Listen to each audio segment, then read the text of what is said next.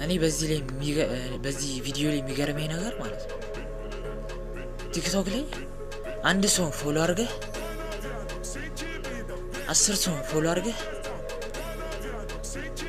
100 ሰው ፎሎ አድርገህ 1000 ሰው ፎሎ አድርገህ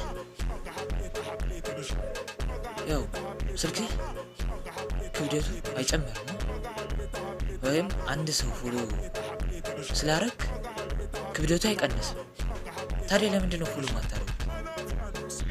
ፎሎ ለምንድን ነው ማታደርጉት? ደግሞ ሌላ የሚገርመኝ ነገር ኮምፕሊንክ ማለት በቃ የምድር አሸዋ በሉት አያልቅም። የሰማይ ኮከብ በሉት በቃ አያልቅም። የሰማይ ኮከብ በሉት አያልቅም።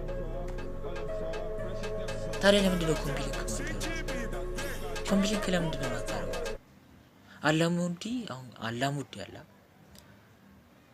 አላሙዲ ትንሽ ነገር ቢሰጠኝ ቢያደርግልኝ ህይወቴ ይቀየራል ትለው አይደለ? እናንተም የኔ የኮምፕሊንክ አላሙዲ ናችሁ ማለት ነው። ስለዚህ ኮምፕሊንክ አድርጉልኝ ማለት ነው። ይመቻችሁ።